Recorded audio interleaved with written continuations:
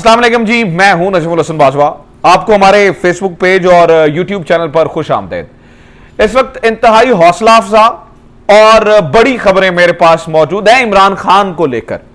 इमरान खान जो कुछ करना चाहते थे, जो इमरान खान का टारगेट था अर्ली इलेक्शंस, नाज़रीन इकराम इस वक्त मैं आपको यह खबर दे रहा हूं, यह न्यूज है कि वो उन्होंने हासिल कर लिया है। इदारों के अंदर एक सोच डेवलप हो गई है इस प्रेशर के बाद कि अब हमने इस प्रोसेस को आसान भी बनाना है और फ्री एंड फेयर इलेक्शंस भी होने चाहिए, और जितना पॉलिटिसाइज हो गया है ये पूरा मामला वो नेक्स्ट टाइम नहीं होना चाहिए। तो ये एक बहुत बड़ा टारगेट था जो अचीव हुआ। इस बारे में मैंने तफसीली जो है वो आपके साथ चीजें शेयर करनी है। दूसरा, एक अहम तरीन शख्सियत के बारे में जी बताया जा रहा है, जी उनका इस्तीफा आ रहा है, उसके बारे में मैंने बताना है। और तीसरा जनाबे वाला, मैं इस वक्त आपको बताऊं कि पहला तोहफा इसे कहना चाहिए कि शहबाज शरीफ को अमेरिकी गवर्नमेंट से जो है वो मिल चुका है। वो क्या मिला है वो और वो किस तरह से चीजें हो रही हैं, मैं आपके सामने रखता हूं।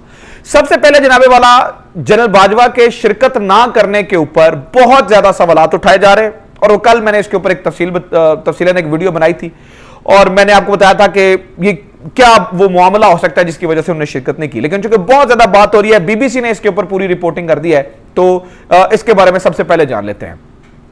जो इस वक्त बताया जा रहा है वो ये है कि बीबीसी ने जब ये पूछा और एक उज़र ये देने की कोशिश की जा रही थी और ये बात भी सामने आई कि शायद जनरल बाजवा की तबीयत खराब थी, इस वजह से वो शिरकत नहीं कर सके और अपनी जगह उन्होंने नुमाइंदा भेज दिया। अब बीबीसी ये कहता है कि जब हमने राब्ता करने की कोशिश की फौज के तर्जुमान यानी कि जनरल बाबर से, तो ना उन्होंने इसकी तस्दीक की जनरल बाजवा की तबीयत के बारे में, और ना इस चीज की तरदीद की कि उनकी तबीयत खराब है या नहीं। और इसके बारे में जब बीबीसी ने, चूंकि बहुत ज्यादा चहमगोइयां हो रही थी, तो बीबीसी ने मरियम नवाज से भी पूछा कि आपके ख्याल में जनरल बाजवा जो है वो क्यों नहीं आए।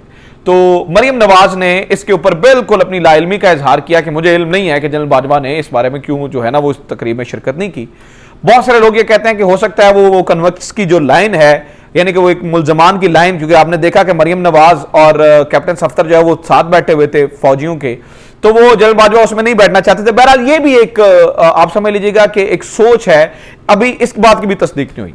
फिर मरियम औरंगजेब से भी बीबीसी ने पूछा, तो उन्होंने भी जो है उसका जवाब देने से इनकार किया। फिर बीबीसी ने एहसन इकबाल से पूछा, एहसन इकबाल ने इसके ऊपर थोड़ी बात की है, और एहसन इकबाल कहते हैं कि इसकी दो वजूहात हो सकती हैं। एक तो जिस तरह से पीटीआई ने मलाइन किया है फौज को, उन्होंने ये सारी गेम जो है वो उसके बड़ा इस वजह से वो नहीं आ सके होंगे और उन्हें सोचा होगा कि हमें जो है वो शिरकत नहीं करनी चाहिए क्योंकि पीटीआई ने मलाइन किया है फौज को। और दूसरा वो ये कहते हैं हो सकता है कि फौज ने यह फैसला किया हो कि वो किसी भी सियासी सरगर्मी का हिस्सा नहीं बनना चाहते हैं, इसलिए उन्होंने, अच्छा ये सियासी सरगर्मी वाली जो बात है ना, आई डोंट बाय दिस। वजह यह है कि जो तकरीब हल्फ बर्दारी है वो एक सियासी एक्टिविटी नहीं है, वो हुकूमती एक्टिविटी है। सियासी एक्टिविटी और होती है और हुकूमती एक्टिविटी और होती है, ये इसका फर्क जानना जो है वो बड़ा जरूरी है। तो ये जो बात है ना वो मुझे समझ में नहीं आती है। तो इसके अलावा जनाबे वाला कहा जा रहा है जी एक बहुत बड़ी शख्सियत का जो है वो इस्तीफा आ रहा है। इस्लामाबाद के कुछ जर्नलिस्ट तूरी साहब समेत जो है वो ये कह रहे हैं कि जो है ना वो बिग रेजिग्नेशन, और बी का जो बिग है, बिग का बी उन्होंने जो है वो कैपिटल रखा हुआ है। इस पर बहुत ज्यादा लोग जो हैं वो ब्लू टिक्स के साथ जो है वो नीचे कमेंट्स कर रहे हैं कि जनरल बाजवा इस्तीफा दे रहे हैं। उन्होंने पूछा, हालांकि उन्होंने सिर्फ इस बात का जिक्र किया है। मुझे ये लगता है कि सारी जो गेम है ये प्रेशर टैक्टिक के तौर पर ये इस्तेमाल की जा रही है। ऐसी कोई खबर जो है वो मुझे नहीं लगता कि कोई इस तरह की जिसकी बुनियाद भी है, लेकिन इस्लामाबाद के कुछ सहाफी जो है वो ये खबरें फैलाने में मसरूफ हैं। अब वो क्यों मसरूफ हैं, ये जो है ना वो ये बात जो है वो समझ से बालातर है। दूसरा जनाब, अमरीकी जरा तोहफे की बात कर लें। जब जो ही ये शहबाज शरीफ साहब की जो गवर्नमेंट है वो अभी इलेक्ट हुई या सिलेक्ट हुई या इंपोर्ट हुई, वो एक अलग कहानी है, वो शहबाज शरीफ साहब ने हल्फ उठाया, तो उसके कुछ ही देर बाद जो है वो अमेरिका से पूछा गया कि आप इस बारे में क्या कहेंगे, और इसे द न्यूज ने रिपोर्ट किया है। वो कहते हैं US response after NA elects Shahbaz Sharif as prime minister, a democratic Pakistan is critical to the interest of the United States, Jen Psaki says। ये जो मिस जेन है, इन्होंने कहा जी ये जो डेमोक्रेटिक प्रोसेस फॉलो होना अमेरिका के मफाद में है और उनके फायदे में है, और ये बड़ा जरूरी है, इंटरेस्ट में है।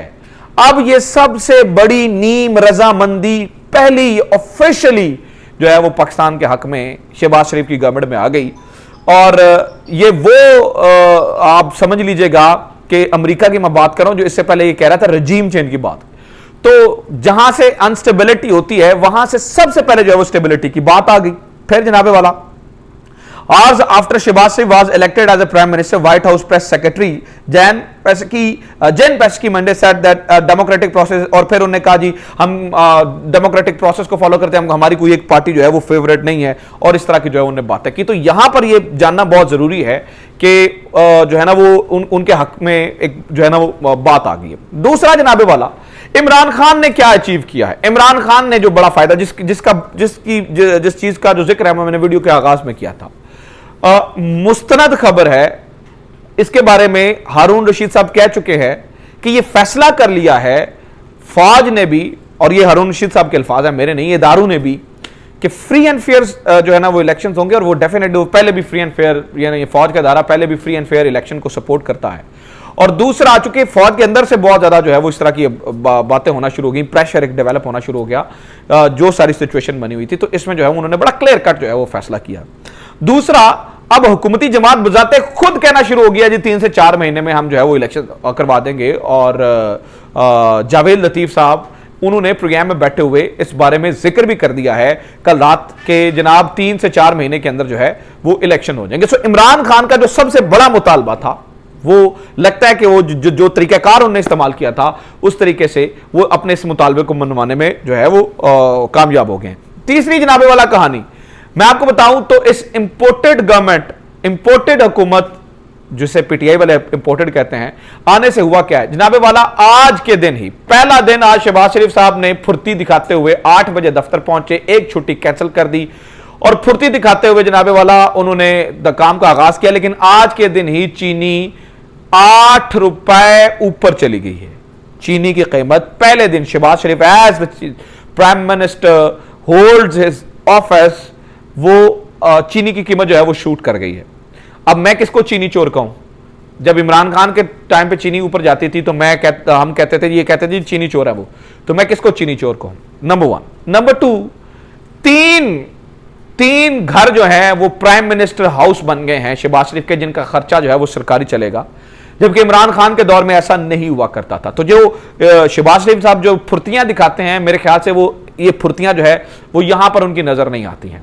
इसके अलावा जनाबे वाला आपको ये बता दूं तो पेट्रोल का एक समझ लीजिएगा कि एक इस तरह का आपके ऊपर वजन गिरने वाला है, जिससे आप समझिए कि अभी जो बात की जा रही है वो 30 रुपए पर लीटर इजाफे की जो है वो बात की जा रही है, इसमें इजाफा हो सकता है।